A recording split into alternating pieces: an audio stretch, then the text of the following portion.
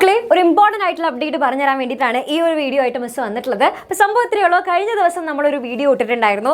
അതിൽ നമ്മൾ പറഞ്ഞിട്ടുണ്ടായിരുന്നു പഞ്ചായത്ത് ഇലക്ഷനാണ് വരാനായിട്ട് പോകുന്നത്. ഇത്തവണ 2 ഘട്ടമായിട്ടാണ് ഇലക്ഷൻ നടക്കുന്നത്. 9-ാം തീയതി 11-ാം തീയതി ആയിട്ടാണ് ഇലക്ഷൻ നടക്കുന്നത്. ദെൻ അതിനുശേഷം 13-ാം തീയതി ആയിട്ടാണ് വോട്ട് എണ്ണൽ നടക്കുന്നത്. സോ അതുകൊണ്ട് തന്നെ ആ ഒരു സമയത്ത് നമുക്ക് ക്രിസ്മസ് എക്സാം നടത്താമെന്ന് പറഞ്ഞാൽ പോസിബിൾ ആയിട്ടുള്ള കാര്യമല്ല. അപ്പോൾ നമ്മുടെ ആ ഒരു ക്രിസ്മസ് എക്സാമിൻ്റെ ഡേറ്റിൽ പല വ്യത്യാസങ്ങൾ വരാനുള്ള സാധ്യതയുണ്ട് എന്നുള്ളത് നമ്മൾ പറഞ്ഞിട്ടുണ്ടായിരുന്നു. അപ്പോൾ കാരണം എന്താണെന്ന് വെച്ച് കഴിഞ്ഞാൽ ഇത്രയുള്ള നമുക്ക് ഇലക്ഷൻ്റെ ക്രമീകരണങ്ങളൊക്കെ നടത്തുന്നത് പല പല സ്കൂളുകളിലായിട്ടാണ്. മാത്രമല്ല ടീച്ചേഴ്സിന് ഇലക്ഷൻ ഡ്യൂട്ടി ഉണ്ടായിരിക്കും. അതിൻ്റെ ഇടയിൽ ക്രിസ്മസ് പരീക്ഷ നടത്തുക എന്ന് പറഞ്ഞു കഴിഞ്ഞാൽ പോസിബിൾ ആയിട്ടുള്ള കാര്യമല്ല അല്ലേ.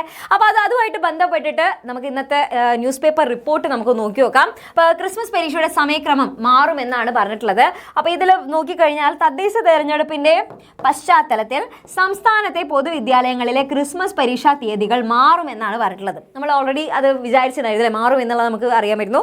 പിന്നെ അതേപോലെ തന്നെ നോക്കുകയാണെന്നുണ്ടെങ്കിൽ അക്കാദമിക് കലണ്ടർ അനുസരിച്ച് ഡിസംബർ 11 മുതലാണ് 2ാം പാദവാർഷിക പരീക്ഷകളെങ്കിലും, അതായത് ശരിക്കും പറഞ്ഞു കഴിഞ്ഞാൽ അക്കാദമിക് കലണ്ടർ അനുസരിച്ചിട്ട് ക്രിസ്മസ് പരീക്ഷ നടക്കേണ്ടത് ഈ ഒരു ഡിസംബർ 11 മുതലായിരുന്നു.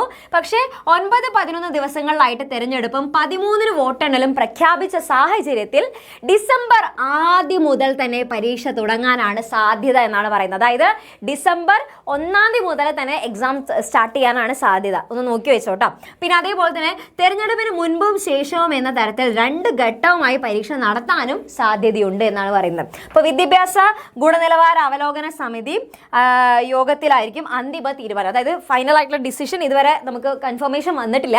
അപ്പോൾ ഇത് ഒരു സാധ്യത എന്നുള്ള രീതിക്കാണ് പറയുന്നത്. വോട്ടെടുപ്പ് കേന്ദ്രങ്ങളിൽ ഭൂരിപക്ഷവും സ്കൂളുകളാണ്. അധ്യാപകർക്ക് തിരഞ്ഞെടുപ്പ് ഡ്യൂട്ടിയുമുണ്ട്. അപ്പോൾ ഈ ഒരു സാഹചര്യത്തിൽ ഡിസംബർ 5 കഴിഞ്ഞ് കഴിഞ്ഞാൽ അവധി ദിനങ്ങളും 2 ഘട്ടമായിട്ടുള്ള വോട്ടെടുപ്പും വോട്ടെണ്ണലും കഴിഞ്ഞ് മാത്രമേ പിന്നീട് പരീക്ഷ നടത്താനാകൂ എന്നാണ് പറയുന്നത്. മനസ്സിലായ മക്കളെ? അതായത് ഇവിടെ എത്രയുള്ളൂ, അതായത് നമുക്ക് ഇപ്പം ചാൻസ് എന്താണെന്ന് വെച്ച് കഴിഞ്ഞാൽ 2 ചാൻസ് ആണുള്ളത്.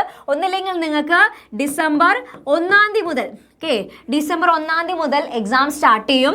1-ാം തീയതി മുതൽ ഡിസംബർ 5-ാം തീയതി വരെ എക്സാം അതായത് 5-ാം തീയതി വരെ എക്സാം നടക്കും. ദെൻ അത് കഴിഞ്ഞ് കഴിഞ്ഞാൽ 5-ാം തീയതി കഴിഞ്ഞ് കഴിഞ്ഞാൽ പിന്നീട് ഒരു 15-ാം തീയതി വരെ നമുക്ക് ഇലക്ഷൻ്റെ കാര്യങ്ങളൊക്കെ ആയിരിക്കും. കാരണം ആ സമയത്ത് ഇലക്ഷൻ്റെ ബാക്കിയുള്ള കാര്യങ്ങളൊന്നും തന്നെ നമുക്ക് അതിൻ്റെ ഇടയിൽ സ്കൂളുകളിൽ എക്സാം നടത്താനും പറ്റില്ല. ഇലക്ഷൻ്റെ കാര്യങ്ങളാണ് ആ ഒരു ടൈമിൽ നടന്നുകൊണ്ടിരിക്കുക.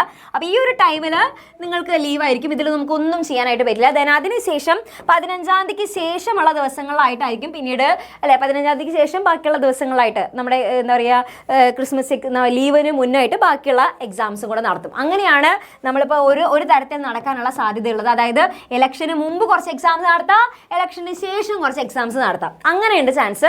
ഇനി അതല്ലാന്നുണ്ടെങ്കിൽ അടുത്തൊരു ചാൻസ് വെച്ച് കഴിഞ്ഞാൽ നമുക്കിത് മൊത്തത്തിൽ ഈ ഒരു എന്താ പറയുക ഈ ഒരു പോർഷൻസിലൊന്നും നമുക്ക് എക്സാംസ് നടത്തില്ല. കാരണം എന്താ വെച്ച് കഴിഞ്ഞാൽ ചില സ്കൂളുകളിലൊക്കെ നോക്കി കഴിഞ്ഞാൽ ഡിസംബർ 1 മുതൽ തന്നെ ക്രിസ്മസ് എക്സാം സ്റ്റാർട്ട് ചെയ്യണമെന്ന് വെച്ച് കഴിഞ്ഞാൽ അത്രയും പോർഷൻസ് കഴിഞ്ഞിട്ടുണ്ടായിരിക്കില്ല, അവർക്ക് എടുത്തു തീർന്നിട്ടുണ്ടായിരിക്കില്ല. ആ ക്രിസ്മസ് എക്സാമിലുള്ള പോർഷൻസ് കംപ്ലീറ്റ് ആയിട്ടുണ്ടാവില്ല.